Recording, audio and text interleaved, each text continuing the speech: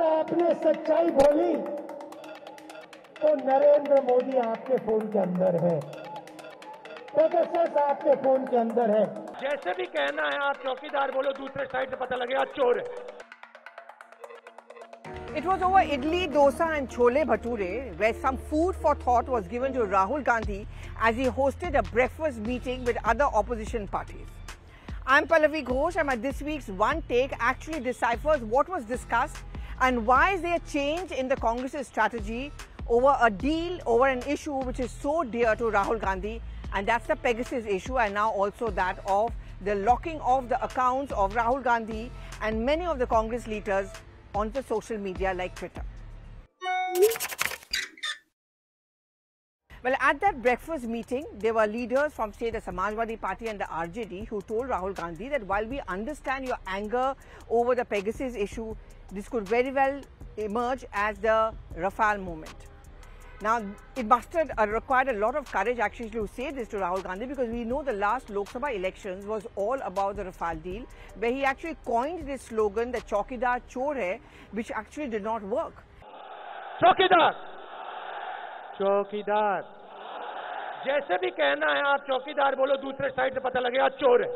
And as a result of that, what happened was that all the BJP leaders, including the Prime Ministers and those close to him, started changing their DP in the looks of a chowkidar to make the point that the Prime Minister is honest and these allegations of him being a chore will not work. It certainly didn't, because the image of the Prime Minister was such that all those allegations coming in from Rahul Gandhi was actually not working. So much so, in a stock taking which took place and an analysis which also was taken after the elections were lost by the Congress party and its performance was dismal, you had someone like a Rachit Seth, who was a part of the communications department of the Congress party, actually writing a blog to say how the Pulwama attack, how these issues were actually not resonating on the ground. People were not ready to accept the fact that a Prime Minister could be a chore. Therefore, the people's issue is something which should have been taken up. I remember many years back when I was seeing the campaign of Rahul Gandhi in his constituency of Amethi. Over there, Rahul Gandhi suddenly started talking about Vijay Mallya and Nirav Modi. Now, those issues did not work on the ground, and the people of Amethi were unable to understand what he was talking about. In fact, one of the people over there who was around me asked me who is Vijay Mallya. And when I tried to explain to him, he counters by saying कि हमारे यहाँ तो सड़कें नहीं हैं. Why doesn't Rahul Gandhi promise that? The results of that was actually seen when he lost to Smriti Irani. And this is the point which was driven home by the Samajwadi Party, the RJD and some other leaders to Rahul Gandhi also, and to the Congress party at that breakfast meet and beyond, that while we can understand how you feel strongly about Pegasus, because after all, you yourself have been dragged into this entire Snoopgate, the Trinamool Congress also has Abhishek Banerjee's name figure in it, but at the end of the day, it is something which many people on the ground may not understand. For example, one of the leaders tells me that when I go to a village, how will I explain to that person what Pegasus or Snoopgate is all about? It is actually intertwined with his sense of entitlement. Here are the bade log, their cell phones have all those smart apps, and everyone wants to know what they are up to. So, isme hamare liye koi problem to hai nahi.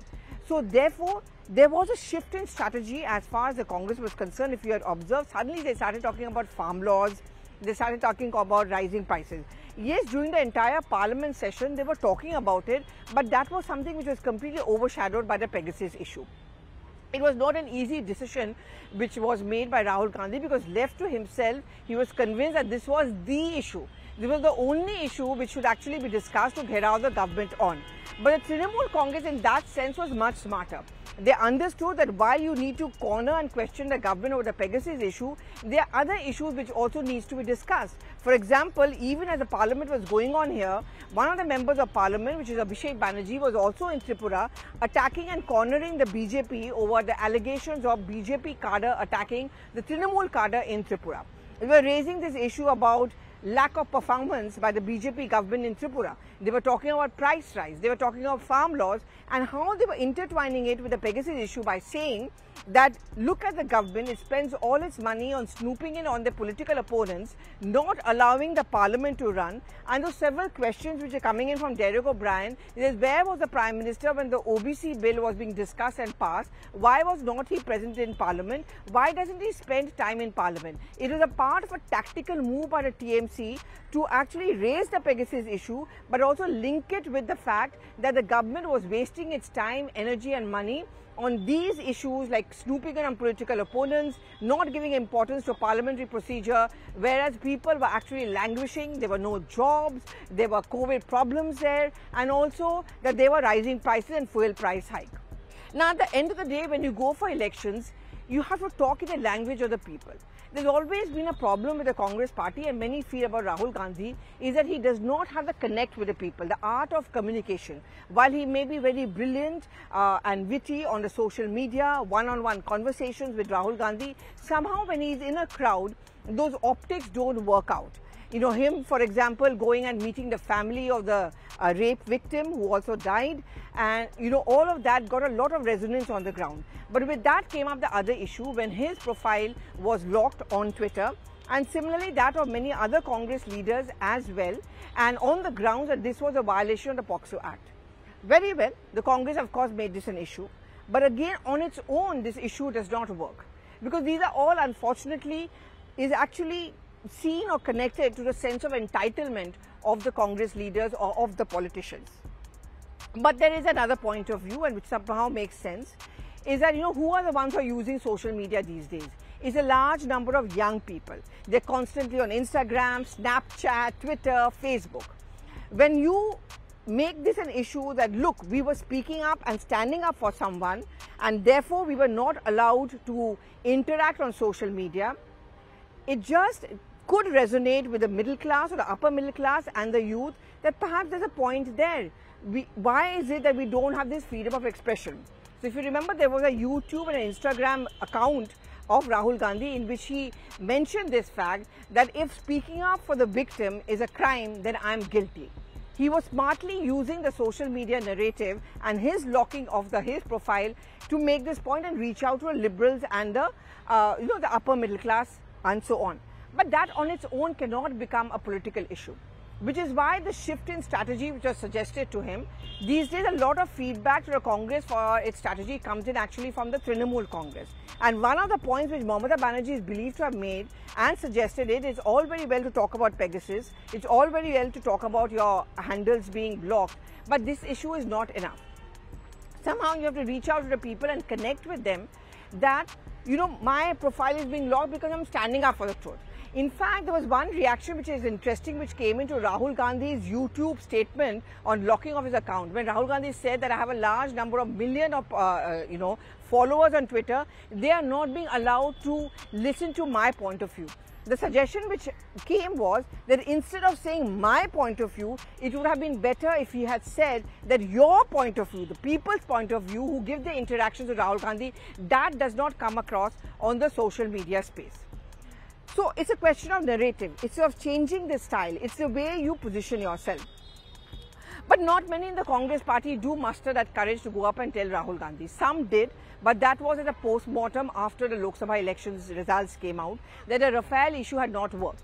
Many of them are talking about this in private, that, you know, Pegasus and locking of accounts, social media is all very well, but this is not enough to be a vote catcher. And the important state elections like Uttar Pradesh, Uttarakhand, Punjab, all of them are coming up. And over there, how do you connect with the people? Which is why you'll notice in the last few days of the parliament session, Rahul Gandhi himself started going out, that Halla Bol campaign, Save the Constitution, and actually sitting on a tractor and also making the point that the farm laws are something which the government is completely overlooking.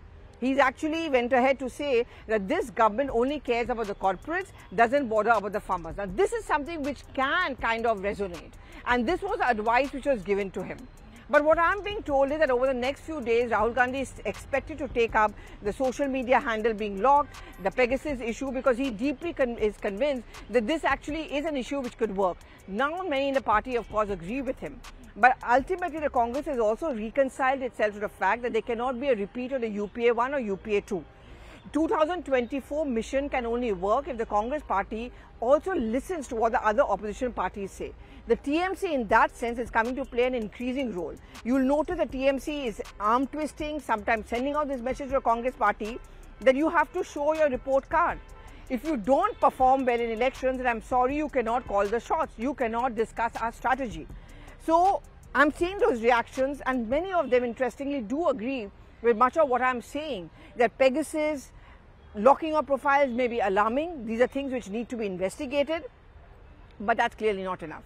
In fact, when I start wrapping up, I'll also tell you what one of the senior BJP leaders told me in Parliament, that, we are very happy that Rahul Gandhi is focusing on Pegasus because we know this is something which is not going to work on the ground. We would be worried if he kept on talking about farm laws and inflation and COVID mismanagement and so on, because that is something which could put us on a sticky ground. So in that sense, has Rahul Gandhi's Pegasus and social media campaign been a repeat of the Rafale movement, which did not work for the Congress party? And is this shift in focus slowly on other issues towards the fag end of the parliament session actually a realization?